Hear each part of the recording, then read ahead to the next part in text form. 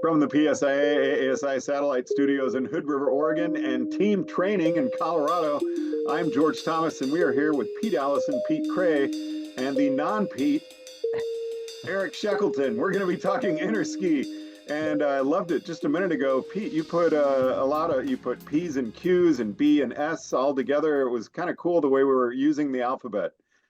So, Eric, it's great to have you on the show. Really good to see you again. You too, George. I wish you were here with us. I wish I was too. I always really look forward to being at team training, but I'm glad that under the circumstances we're in and short-staffed at the clinic, I was able to stay and help out, and that we were still able to connect virtually. So it's good to see you. It actually was in Finland the last time you and I spoke. It was, yep, right during Interski in 2023. So we're going to be talking about Interski coming up, 4 years after 2023. And I think we were so fortunate to get Interski coming to Vail. What's that mean to U.S. skiing, Eric? I mean, tell us, why is this such a big deal? It's really a big deal around the world. The last time that the USA hosted it was 1968 in Aspen. People from around the globe still talk about that as a really innovative Congress. The USA has consistently brought new ideas and new ways of looking at things, and really a focus on the guest. So to have it come back to the United States, especially at a mountain like Vail that's so committed to guest service, and to allow our team to really not only share the ideas, but to show it in action on our home turf. It's just really an honor and an exciting opportunity for us to share this with the world. Now, to the Pete's, you've been to a number of interskis, and that was Pete plural. You've been to some pretty exotic locations for us. And is there an excitement being here in the U.S.? Every 4 years, you've gone to a different location, venue, maybe that you haven't been able to slide at before. And now you're coming to a more familiar resort. How do the two of you feel about interski taking place here? Pete, Kray, let's start with you. It's really special to me. I grew up skiing Vail, and some of my dad's best friends were ski instructors on the early Vail snow sports instruction team. There's just a lot. There's a lot of pride in being able to see this event on our snow, if you will. And I think for the team members and the folks who are going to be presenting, it feels like full circle. Pete Allison, I mean, you only live twice, so how do you feel about interski taking place at Vail? Well, I'm very excited about it for a couple of reasons, George. There's probably more than a couple, but the first one is, it always interests me. People in Europe want to know about skiing in North America, and so for people in Europe, skiing in North America is very exotic, and in the same way as skiing in Europe for people in North America is kind of exotic as well. And so I am excited for a lot of those people in Europe to get the chance to come and to ski in Vail, and then maybe they'll tag on trips to other places and that kind of thing. North American skiing is different. It is very different to European skiing in a whole host of different ways. And I guess the other reason is that I think it's exciting is the energy that is around this team. And so this team were, selected. We did the tryouts in April in Big Sky, and now the team are in place, and this is the team training all together, and the energy is just incredible. And I think that is, obviously there's some new team component to that, but I think that is accelerated in pretty significant ways because interski is on the horizon. And so, the idea that suddenly in a few years' time, there's going to be all of this interest from around the world in how do things work in America? How does it happen here? How do you train people? How do you prepare people? How does how does ski schools work? What's it like being a member of the biggest snow sports education association in the world?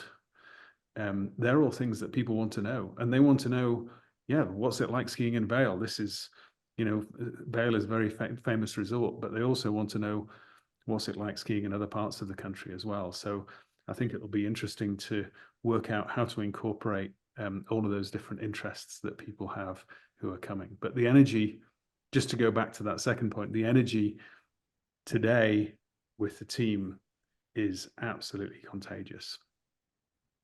Crikey, Pete. I mean, Eric, what kind of pressure does this put on the team?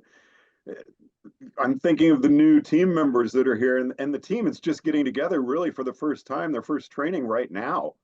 And, you know, there's only going to be 3 more team trainings before Interski happens. You know what? It's good pressure though. And this cycle, this 4-year cycle, it aligns. There's a reason why it aligns this way, that the team selection happens right after an Interski Congress. And it helps this team to prepare and to grow in preparation for that Congress and to develop and refine their messaging.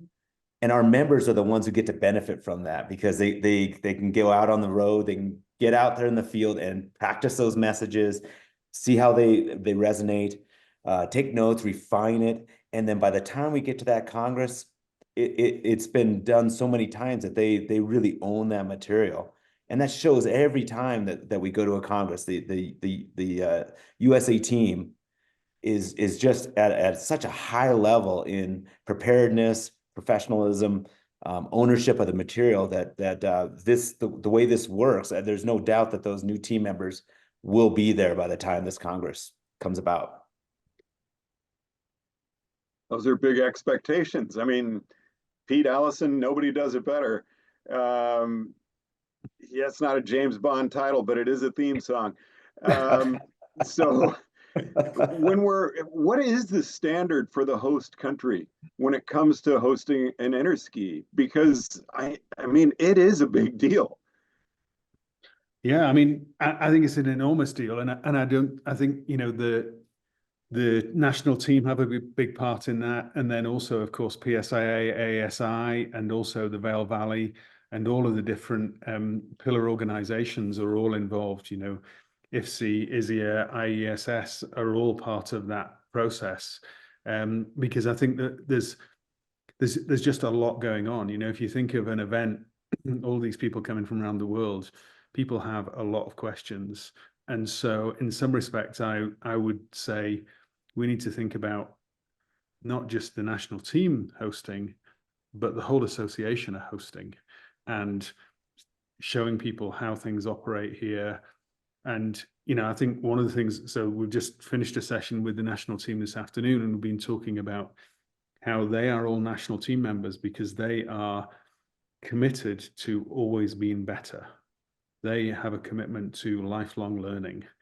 And that is something that is, I think, is a real nugget. It's real gold of how they operate and how they become so good at what they do.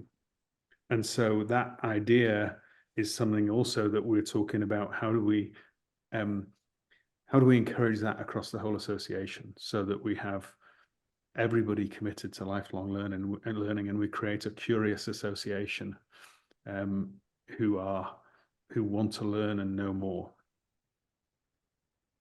So Pete, Kray, I'd love for you to expound on that a little bit, because I like what Pete was saying about, I mean, we're all hosts. When people are coming to Interski in the US, it's like, I mean, we're representing PSIA when we're there, and to people that are visiting from other countries. And you know, it absolutely blew me away when we were recording podcasts at Levi, Finland, when someone from Sweden came up and asked to be on the show, because they listened to First Chair. And I mean, I had never even thought of that. And, you know, I look at your history and the things you've written, and so much content that you've produced throughout the years. And I mean, you're a huge representative of American skiing in PSIA. How do you feel about that? And there's so much more than Interski just being at Vail. I mean, it's here. It's on your home turf. So it's a great question, George, and I really appreciate what Pete said, is that if you go to any member on the national team right now and you ask them what they're working on, they will not bat an eyelid. They will tell you immediately that they have some goal. They have something that there's maybe they want to perfect in their riding. So to what Pete said, these people are the consummate professionals. They are always trying to improve. They're always trying to improve in a way that helps the way they ski and ride. But more importantly, the other instructors who they mentor and the people they teach. And that's just incredible to me, that you can go up and talk to one of these people, any instructor, and they're like, you know what? Let me try and provide you a better experience. Let me try to give you more joy in what you do. And I think what you were asking me, George, I mean, that's a lovely cycle. The more you know, the more you want to know. The more that the more you learn, the more there are opportunities. You say, well, man, I've got to go talk to that person over there. They know something I don't know right now. So how can I benefit from that?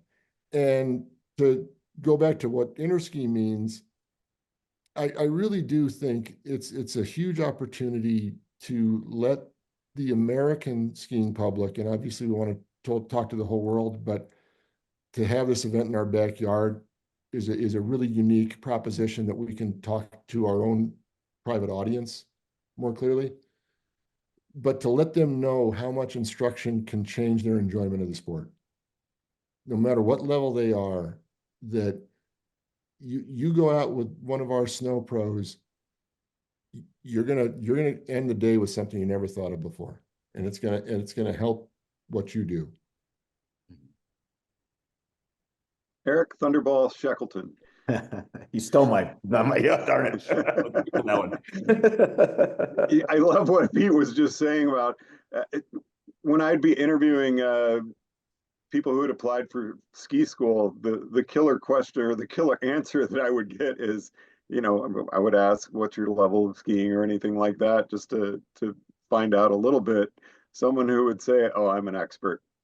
I'm a really great skier. And I was like, every time I've asked that from the best of the best, no one ever tells me that. And, I think how many ski organizations are going to be represented at Interski, Eric?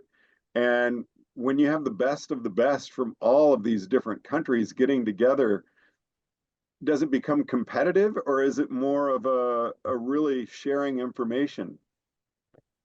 Yeah, that's a great question, George. To answer the first question, there's generally somewhere in the range of 32 to 36 nations that will attend, and that could be somewhere between 1,000 to 2,000 instructors or delegates that attend that event. I know that with PSIA and AASI and Vail and the organizing committee that I serve on, we're setting a slightly higher goal. That's our big, hairy, audacious goal. So hoping for 5,000, but that might be maybe a hard to reach. But with regards to the competition, Interski there's been competition in the past. It's ebbed and flowed. In fact, the year that I was on the national team, the snowboard team, we didn't go to Interski because PSIA and AASI felt that Interski had lost its way and had started to spend a bit more time on competition, racing, and competitive demos, and that the value wasn't there for our members. So we've fought hard over the last 12 years to bring Interski back to a real atmosphere of sharing, of camaraderie, friendship, networking, and helping each other, just lift each other up. And I think you probably saw that in Levi. It really came through in Levi. And I have no doubt that it's going to come through in Vail. In fact, this may be the first time this is going to be out there, but the theme that we've set for this next Interski is all in, and in for Interski, and that includes innovation. What are we doing that's new? That could be equipment, that could be teaching methodologies. It really could be anything. Inclusion. How are we bringing more people to the sport, and not just the sport, but to the association, to the profession, to leadership, and inspiration. And that inspiration is all about lifting each other up, not competing with one another, but inspiring each other to be better, to help the industry and to bring more people into our sport. So I don't think that competition will be a part of Vail any more than it was in Levy. So Eric, another question for you. What are the logistics that PSIA is facing hosting this event? A lot. The contract is rather large. There's you have the stuff on snow. You have a demo hill that has to be groomed perfectly every day, not for the morning demos, and then again for the evening demos, and lights, cameras, drone footage, live streaming, and a band stage, and all that stuff on hill. You have to have meeting points. You think about meals, that we have to have the logistics with where the meals are going to be served, and how do you get everybody there in time? How do they get from point A to point B? The lodging, and then of course the rooms, lecture rooms for small group lectures, but then keynotes that can fit 2,000 or maybe 5,000 people, and all of that falls on the team of PSIA-AASI and Vail. But having been in some of those meetings with the organizing committee, I don't think there's ever been a team assembled like that team before. And I have no doubt that they can get it done. In fact, they're already getting it done now, still 3 years out. So they will be well prepared, and this will be a very well organized Congress. Pete Kray, the man with the golden pen. How are you seeing yourself getting involved? What are you doing along the way as preparations are being made for Interski? Are there a series of articles or anything that you're going to be writing in preparation? Any ways that you're encouraging membership to be able to attend, if at all possible? So, George, it's been 10 years since we published American Snow, which is really the history of U.S. snow sports instruction innovation. And one thing that was really clear in researching the book was how much Interski has helped PSIA-AASI. To Eric's point, every 4 years to reach that next step. I mean, to me, it's almost like a space race. Like, hey, we want to get to the moon. What are our benchmarks? And Interski has provided the benchmarks, whether it was, unfortunately, just for a moment of silence, we did lose Paul Parker recently. And Paul was probably the most driving force in telemark in the United States. And he was a national team member who, at the last Interski in Italy, he and the team were the guys to bring telemark back to Europe. And it was just a really cool thing. And rest in peace, Paul. But I think that this is where all our great ideas get tested. This is where everything really does. This is where the rubber meets the road. And I think that the learning connection model that the present team has developed over the last 14 years, I think it's state-of-the-art teaching. I think you could apply this to any instructional method at all. I'd like to see my dog trainers implement it.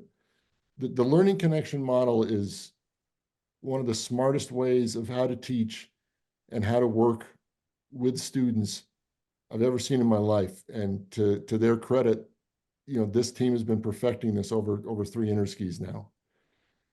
And so for them to, once again, I said this last question you asked, once again, for them to just to be able to show everybody at home, this is what these folks do. And they're really, really good at it.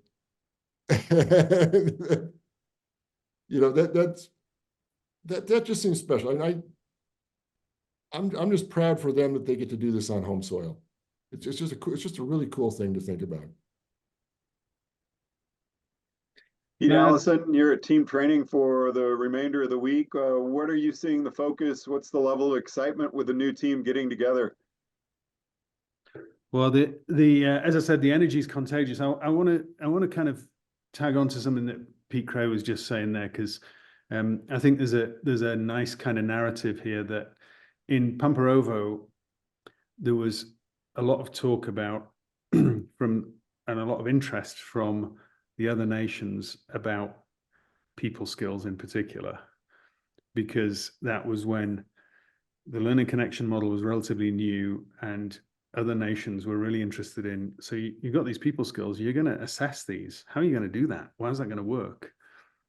And between Pamparovo and Levi, the team did a lot of work on that. The association did a lot of work on that.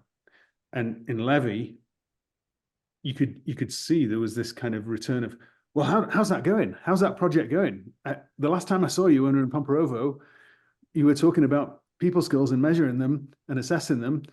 How's that going? Where are things at? And so the team could say, well, here's where we're at, here's how we've approached it, and here's what we've done. And so now in Vail in 27, that conversation is going to continue, and people are going to be interested, and they're going to be very interested to see it on American snow. That's a great, I think there's a kind of arc of conversation and an arc of development between interskis that is often missed. We kind of see them as just single events, but actually they kind of join together and they tag together and grow, which is a really exciting prospect. And I think, in Levi, I don't think there's any doubt there was a lot of interest in the presentations that were given by the PSIA-AASI team on snow and inside. It was really the kind of the talk of the town, if you like. So I'm really excited to see how that evolves into this next Interski in 27 in Vail. Eric, two-part question for you. I love what Pete just said, because last night I was on a ski school trainers meeting, getting ready for what we're going to be training for the upcoming season. And all we talked about last night was people skills. And how has that grown from when you were on the team, seeing how the latest editions of the team have really brought in the learning connection? Mm-hmm. How has the focus changed from where it was when you were on the team? My experience on the team is perhaps slightly different than maybe the Alpine team or the Telemark team might have had, because I was on the team that was first developing AASI. So the first manual, the first video, we were really kind of trying to figure out what concepts really were we gonna use, right? So we had a bit of everything. But since that point, I've seen a lot of work on refining the technical skills. We have the fundamental movements, and there was a lot of focus on that. And I have seen a shift to how do we share that with people? How do we inspire? How do we be more effective in hooking them in and really developing that trust and building that relationship? I think that there may be still some more focus to come in better defining some of those fundamental movements and kind of returning a little bit more to that technical, because we have to keep revisiting those concepts. Otherwise they get a little stale. So I think there's a cycle to that. And it could be that people skills doesn't take a backseat by any means, but it may share the stage with another refocus on those more technical skills of skiing and riding. So any last words to say in conclusion, Pete, Kray? Yeah, it's just an amazing group of people trying to do a lot of things to make this whole sport more fun for everybody. It's really pretty simple when it comes down to it. You know, these PSIA-AASI members wake up just wanting to help any student they meet have a better time and reach their goals. And what an amazing sport to do it in, you know. Pete Allison. You know, it did just occur to me, Pete, if your middle names were Ian, Alex, you'd be PSIA. Now we know what you think of while we're actually talking, right? Sometimes I wonder what's going on in your mind, John. He's watching a movie on his phone right now. Probably a James Bond. Just the world is enough, I think. I have to admit, just before I defer back to Pete, George, really nice with the 007 placements throughout the conversation. Yeah. I didn't even get one in. Yeah, respect there, George. Yeah. That was good. You won. What was the question? I'm just final thoughts on our talk about Final NSC. thoughts. We have an amazing association, an amazing opportunity over the next few years. I think this is just a really exciting time, and I think in 10 years' time, people will look back and say that was a really pivotal time in the growth of the association and in the status of American teaching of snow sports globally. And I got to tell you, working with the national team today, what an honor. That is an incredible group of people. Eric? I think I'd like to go back to that idea that it isn't just the team that is hosting this Congress. It is PSIA-AASI, the members of our organization that are really hosting this, and we should all feel some pride in the fact that the world respected us enough to vote to have this Congress here. They want to come hear from us and see what it is that we do on a daily basis, and that fills me with pride, and I hope it does the same for every one of our 33,000 members. Eric Sheckleton, Pete Allison, Pete Kray, thanks so much for taking the time to chat with us on First Chair. Really appreciate it. Thank you. Good to see Have you. a good night, guys. From the PSIA-AASI Satellite Studios in Hood River, Oregon, I'm George Thomas.